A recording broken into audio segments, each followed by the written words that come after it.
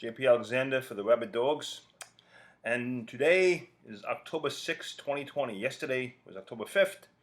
My 55th birthday was yesterday. And today, October 6th, is the death of Eddie Van Halen at 65, 10 years older than me. And a sad day indeed. Talking about Eddie Van Halen. Well, he smoked like a fiend and he drank like a fish. So one of them was going to kill him eventually. It's a tragedy, but a lot of times the good do die young. Amazing talent. Remember this? This is first Van Halen album I ever heard. I was about 12 when it came out. I probably heard it when I was 13.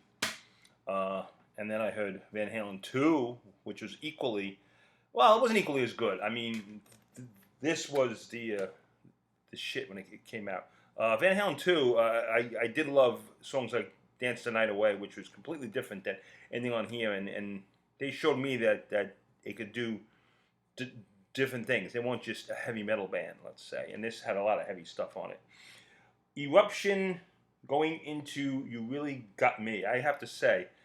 That still played, and I at the time I heard this, I couldn't believe. I was saying to my friends, I think it was 8-track we heard it on. We were like, what instrument is that? We thought it was keyboards, synthesizers or something. We had no idea it was a guitar. We're like, how could you do that on the guitar? We were just amazed. And 1978, that was just shockingly to hear something like that.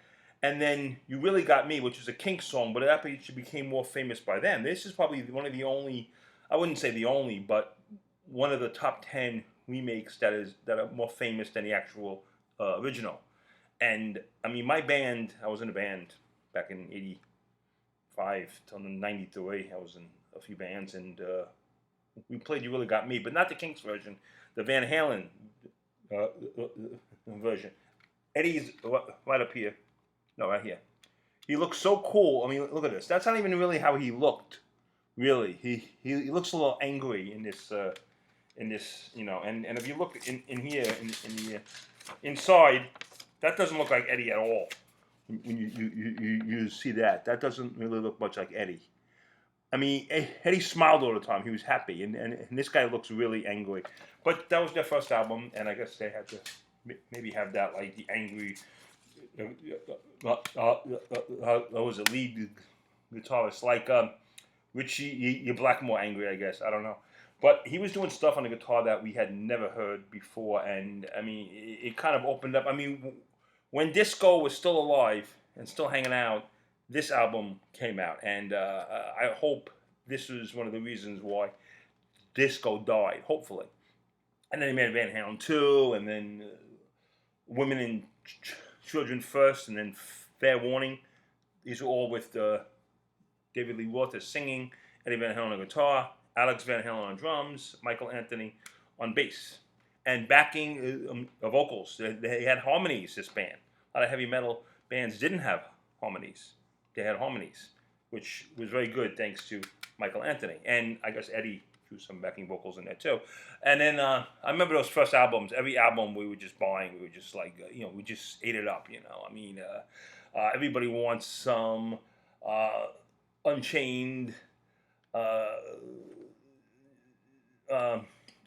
The Cradle Will Rock. I mean, it just goes on. How many songs I could just name on the top of my head that we were listening to constantly.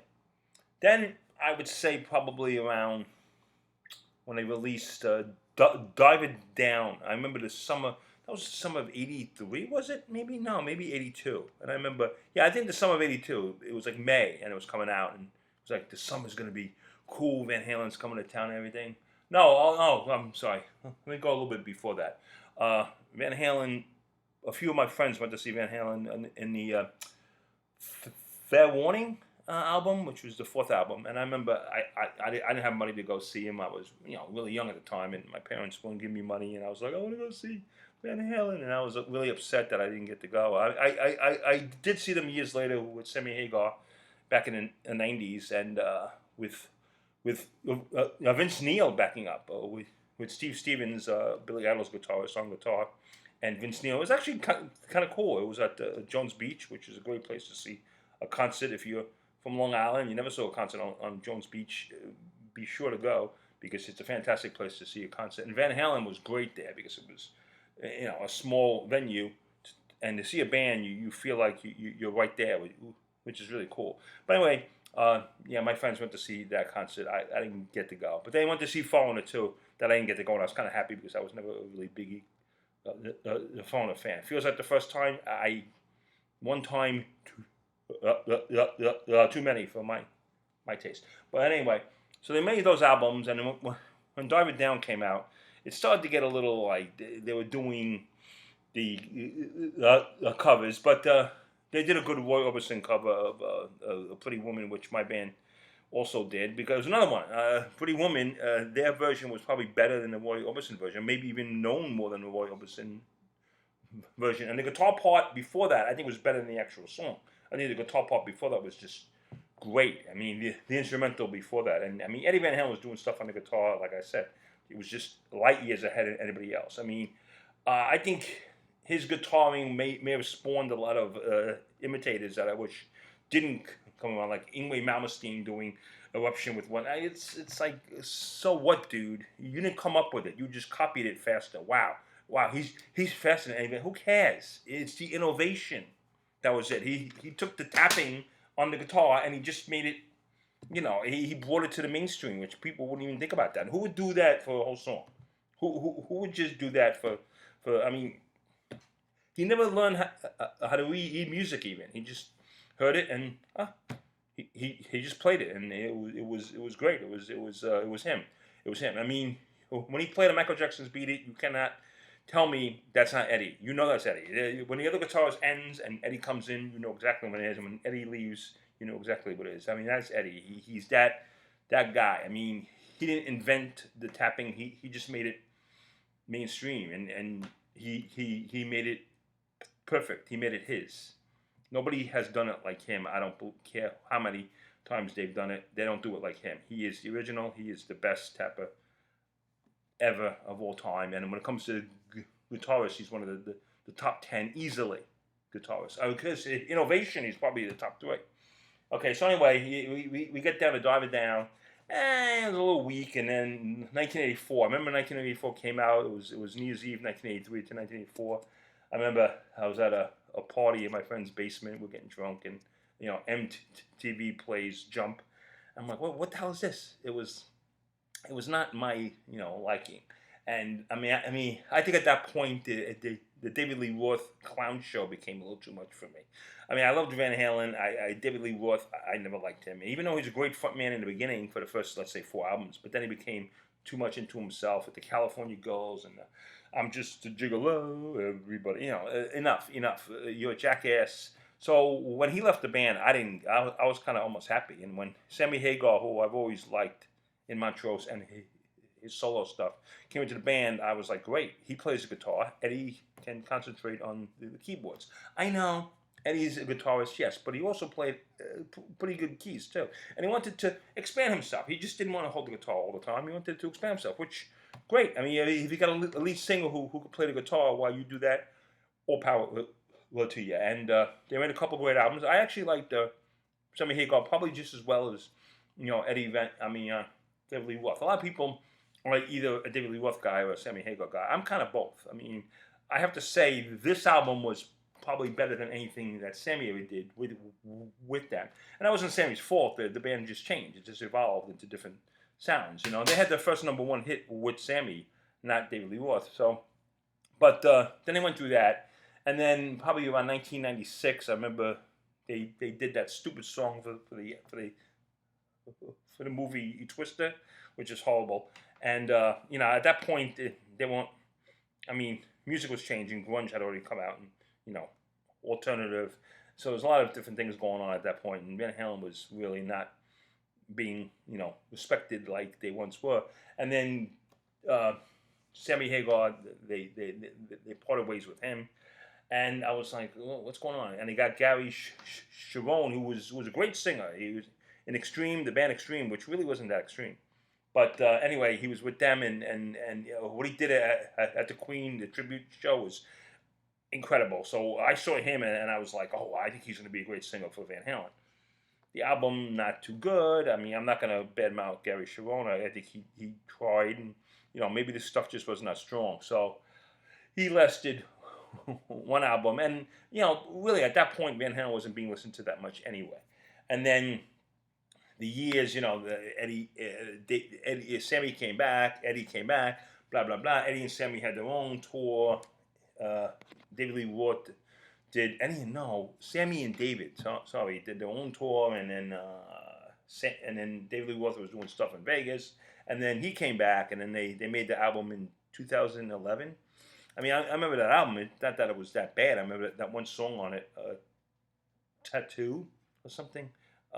I think that was okay. I mean, of course now the charms have changed. So, and he's playing with his son, and I kind of feel bad because Michael Anthony, I don't think got a lot of respect. So I blame Eddie. I know you shouldn't be talking about bad things about him on his the day he died, but there's some things I think he could have been better at, than throwing Michael Anthony out of the band. I'm not asking Michael Anthony to come back because he's gotten along with Sammy Hagar, but I think the music world has lost a true pioneer. Rock and roll has lost a true innovator that I don't know if the world will ever see again when it comes to the guitar, especially now, listening to the music that's put out now. Is anybody even learning how to play an instrument anymore? They're holding it and they're just strumming it like this. Is anybody really, trying to take the instrument to the next level and trying something new with it? And I know, and Eddie died, and a few months ago, Neil Peart, who was one of the greatest drummers, and the thing is, sometimes when people say that, you go, nah, he wasn't great, because they're trying to hype up everybody who dies. Like, he was great, and when someone dies, they try to hype him up. But actually, seriously, Eddie Van Halen was probably top three, innovative guitarist, yes, top three. Comes to guitars of all time, top 10, if not top 5. And it's true. I'm not just spewing bullshit here. And Neil Peart was probably one of the best drummers, top 3 of all time in rock history. So seeing these two giants die before the age of 70 is shocking. It's upsetting, and both from the Big C. And it takes I hope they find a cure for cancer one day. But I mean, Eddie Van Halen didn't help himself by smoking as much as he did. And he said that he put the pick in his mouth. I don't really see how the pick in your mouth could cause throat cancer. Or maybe tongue cancer. I don't know. But, I was shocked. I heard it today. Actually, my brother-in-law and my father were texting me online. They told me. My father's 81. I don't think he even knows who Van Halen was. And my brother-in-law is not extremely cool, so I don't think he even knew who. I mean, he knows who Van Halen is, but I don't think he followed them that much. So they had to tell me. I didn't even know. I'm like, what? And there was a great send-off by his son, Wolfgang Van Halen. He was married to actress Valerie Bertinelli. I remember when that happened, people were like, how long is that going to last, But he had a kid with her, and his kid was on tour with Van Halen, so a good bass player.